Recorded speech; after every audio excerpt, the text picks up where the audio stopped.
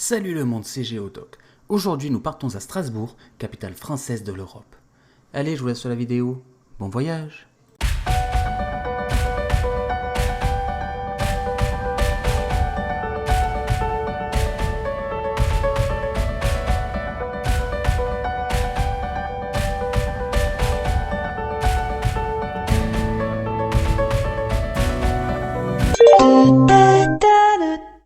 Située à la périphérie de la France, sur sa partie nord-est, Strasbourg est une commune limitrophe de l'Allemagne. Elle se revendique capitale de l'Europe, aux côtés des villes de Bruxelles et de Luxembourg, car de nombreuses institutions européennes, parmi lesquelles le Conseil de l'Europe, le Parlement européen ainsi que le médiateur européen s'y trouvent, ce qui lui permet d'être une ville particulièrement importante et attractive.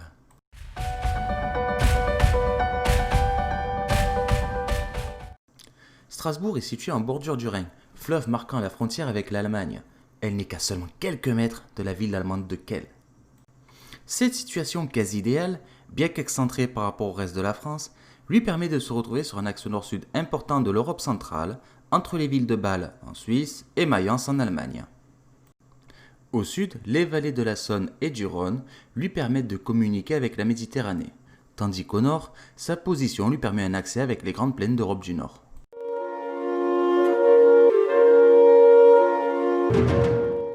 Bien que des objets datant du néolithique aient été retrouvés à Strasbourg lors de fouilles archéologiques, ce n'est qu'en 1300 avant Jésus-Christ que datent les premières traces durables de civilisation. En effet, au IIIe siècle avant Jésus-Christ, les peuples celtes de la région y bâtissent une ville du nom d'Argentorate. Grâce à l'assèchement de son sol, ces mêmes peuples, qui construisaient leurs maisons sur pilotis, la bâtissent désormais de façon plus traditionnelle. C'est en 58 avant Jésus-Christ que les Romains débarquent sur le site.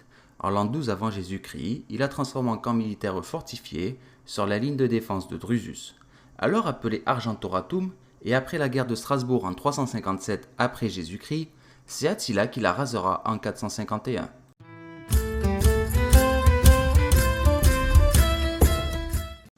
En 496, elle est restaurée par les Francs, qui lui donnent alors le nom de Stratébourgum.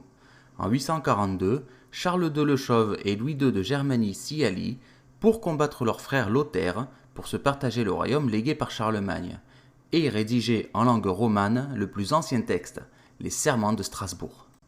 En 962, Othon le Grand fonde le Saint-Empire romain germanique. Strasbourg connaîtra de ce fait une expansion par la construction d'une enceinte fortifiée et d'un hôpital.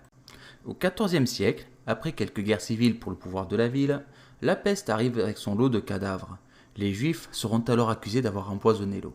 Le 14 février 1349, le pogrom de Strasbourg, ou massacre de la Saint-Valentin, verra ainsi la mort de 2000 Juifs brûlés vifs. Ça n'a rien de romantique. En 1439, la flèche de la cathédrale Notre-Dame est achevée après 4 siècles. En 1434, Gutenberg pourrait y avoir inventé l'imprimerie. Je dis pourrait, car on n'en est pas sûr. Toujours est-il que Strasbourg devient malgré tout un centre important en termes d'imprimerie, car près d'une dizaine d'ateliers d'imprimerie y ont ouvert leurs portes. À cette période, Strasbourg n'est toujours pas française.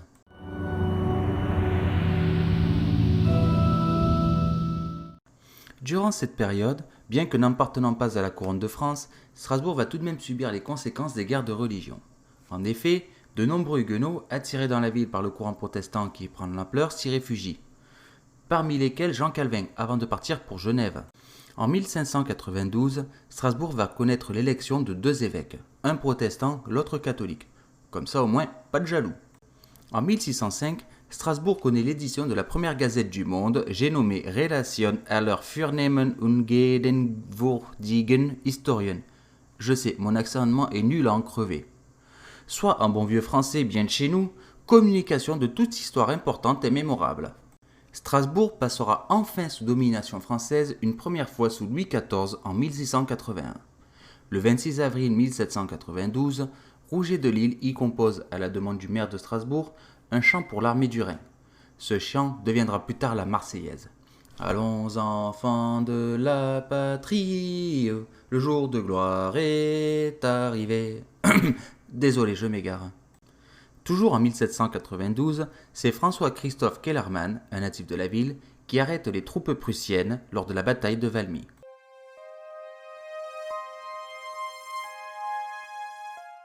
Durant la révolution industrielle, l'expansion de la ville est freinée par ses murailles.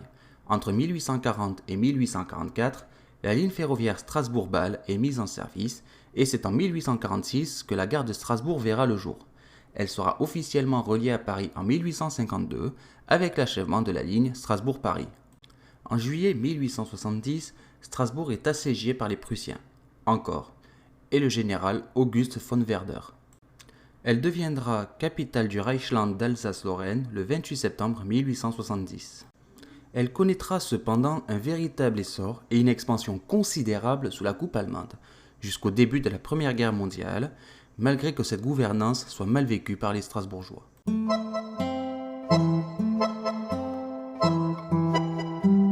Strasbourg ne sort pas tout à fait indemne de la Première Guerre mondiale. En effet, les Allemands sont chassés de la ville, et ajouter à cela les quelques 3000 soldats strasbourgeois morts aux couleurs des Allemands n'arrange pas la situation. La ville sombre alors dans la violence. Plusieurs monuments impériaux seront détruits, notamment la statue de Guillaume Ier. Cependant, l'arrivée massive des Juifs dans les années 1930 fera connaître à Strasbourg un nouvel essor. Durant la Seconde Guerre mondiale, les choses seront totalement différentes pour Strasbourg.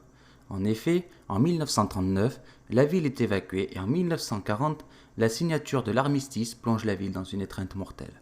Strasbourg est alors annexée au Troisième Reich. L'allemand y devient alors la langue officielle, le français y étant interdit. Le 6 septembre 1943, une vingtaine d'appareils américains, suivis de 4 autres vagues, feront 1035 morts et détruiront 20% de la ville. La ville sera finalement libérée du joug allemand le 23 novembre 1944. C'est en 1949 que Strasbourg voit sa première institution européenne, le Conseil de l'Europe. Et en 1950, c'est la Cour européenne des droits de l'homme qui y voit le jour. Après d'autres événements tout aussi marquants les uns que les autres, avec notamment l'élection en 1979 du premier Parlement européen, elle devient le 1er janvier 2016 la capitale de la région Grand Est. Au soir du 11 décembre 2018, Strasbourg connaîtra encore un événement tragique, avec un attentat sur son marché de Noël.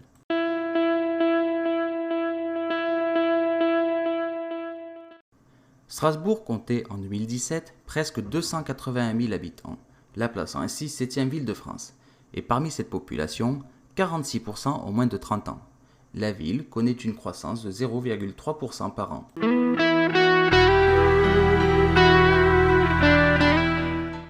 En 1988, l'UNESCO classe le centre historique de la ville au patrimoine mondial. Malgré la disparition des vestiges romains de la ville, elle conserve un remarquable patrimoine qui s'étend du Moyen Âge à nos jours. On citera notamment les ponts couverts du XIIIe siècle. Vauban y a également construit une écluse fortifiée en 1685 qui protégeait la ville sur son accès sud. Le quartier de la Petite France, épargné de façon miraculeuse par les guerres, vous plongera dans la nostalgie. Inscrite également en partie au patrimoine mondial de l'UNESCO, la Neue Stadt et son point central, la place de la République, anciennement Kaiserplatz, date de l'époque allemande de la ville. On notera aussi la Bibliothèque nationale et universitaire de Strasbourg, qui, avec ses 3 millions de livres, fait d'elle la deuxième bibliothèque de France. 3 millions de bouquins, ça en fait de la lecture.